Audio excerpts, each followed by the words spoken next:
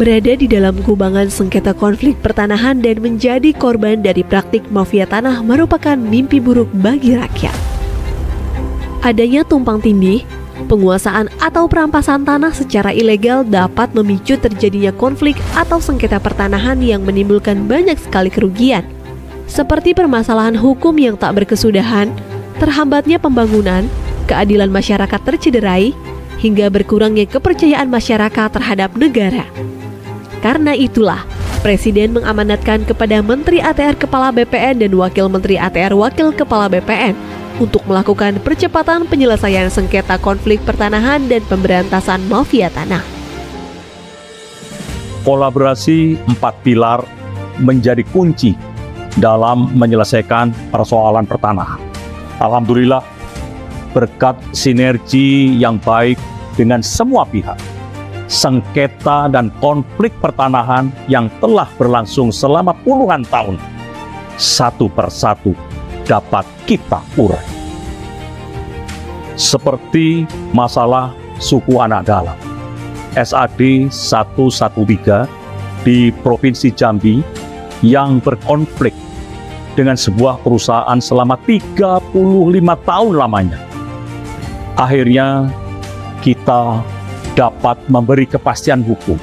Permasalahan tanah ex-HGU di Kabupaten Minahasa Selatan dan di Kabupaten Pemalang.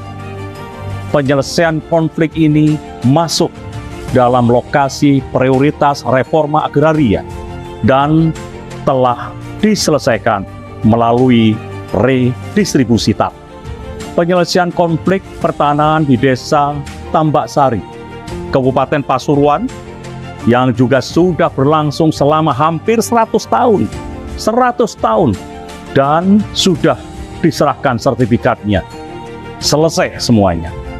Di Makassar, kita juga telah menyelesaikan dan diserahkan sertifikat komplek hunian dosen Universitas Hasanuddin yang tidak mendapatkan kepastian hukum atas bidang tanahnya selama 40 tahun. Begitupun konflik pertanahan di kawasan Wonorejo, Kabupaten Blora, Jawa Tengah.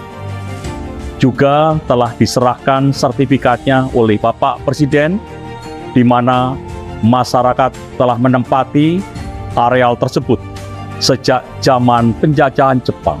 Diselesaikan dengan memberikan HGB kepada seluruh masyarakat di atas HPL. Success story ini dapat menjadi percontohan bagi penyelesaian persoalan pertanahan yang terkait dengan aset-aset negara. Juga termasuk penyelesaian tanah transmigrasi, seperti penyelesaian permasalahan eks-tanah transmigrasi di Kabupaten Tanah Laut, Kalimantan Selatan. Skema yang digunakan melalui fasilitas bagi masyarakat yang secara existing sudah menguasai lahan eks-transmigrasi untuk melakukan gugatan secara perdata dan disidangkan secara in absentia. Kedepan skema ini menjadi percontohan dalam penyelesaian permasalahan tanah transmigrasi lainnya yang sudah berlangsung puluhan tahun. Dan disampaikan oleh Pak Menteri, selain mengedepankan kerjasama dengan 4 pilar untuk penyelesaian sengketa konflik pertanahan, kami juga melakukan koordinasi dan kolaborasi dengan sejumlah civil society organizations, akademisi, dan masyarakat terkait dalam menyelesaikan persoalan pertanahan. Kami juga pastikan melalui program reforma agraria, negara hadir untuk mengurai dan menyelesaikan konflik pertanahan di tengah-tengah masyarakat. Benang kusut pemberantasan mafia tanah dalam 1 tahun terakhir sudah mulai terurai. Pada bulan Maret lalu, di Provinsi Kalimantan Tengah telah berhasil melimpahkan kasus pidana mafia tanah ke Kejaksaan.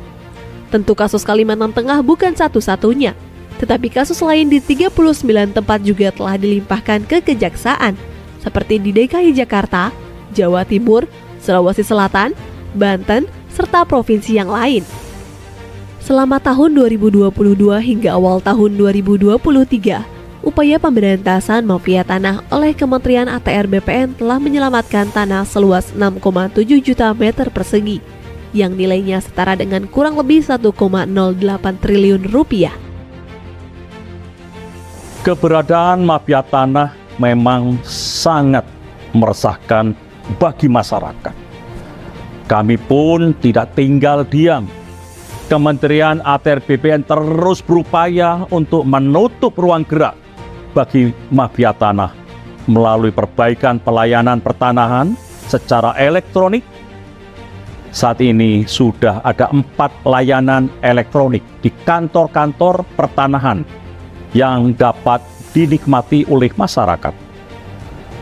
Responnya pun cukup bagus karena pelayanannya jadi lebih cepat, transparan, objektif, efisien, dan profesional. Oleh karena itu, ke depan kami pastikan seluruh layanan pertanahan dilakukan secara elektronik. Dengan begitu, mafia tanah tidak bisa main-main lagi. Kalau nanti masyarakat masih menemukan ada mafia tanah, mari sama-sama kita gebuk. Keluhan, aduan, saran, kritik yang disampaikan masyarakat merupakan hal yang sangat penting dan mendukung peningkatan kinerja kementerian. Di awal menjabat, layanan pengaduan yang ada pada saat itu belum cukup responsif. Oleh karena itu, dibukalah layanan hotline pengaduan berbasis WhatsApp yang lebih mudah dijangkau oleh masyarakat.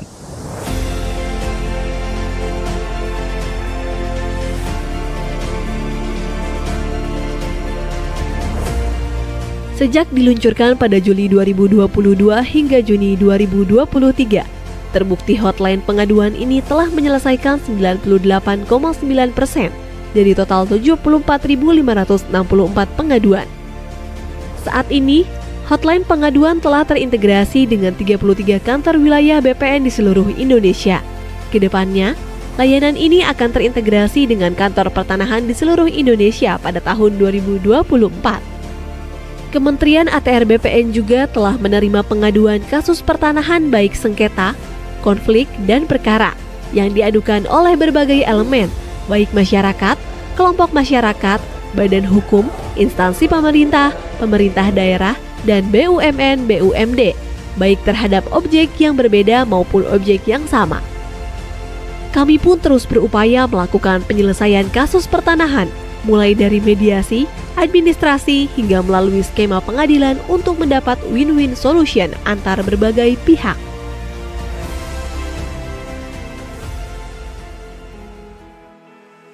Kementerian ATR BPN sebagai badan publik berkewajiban memenuhi dan melindungi hak atas informasi masyarakat yang berkaitan dengan pertanahan dan tata ruang.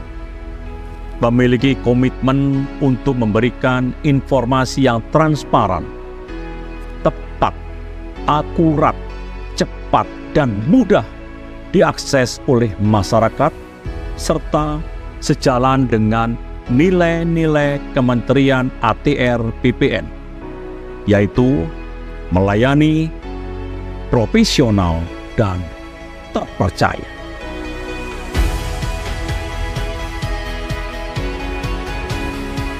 Kerja keras seluruh jajaran Kementerian ATR BPN mendapat sejumlah penghargaan, seperti capaian opini WTP 10 kali berturut-turut dari Kementerian Keuangan dan BPK RI, unit penyelenggara terbaik dalam penyediaan sarana dan prasarana rumah kelompok rentan dari Kemenpan RB, keterbukaan informasi publik sebagai badan publik informatif dari Komisi Informasi Pusat, 5 instansi pemerintah umum terbaik untuk kategori aspek keberlanjutan, konektivitas, dan dampak terbaik pada kompetisi pengelolaan pengaduan pelayanan publik keempat.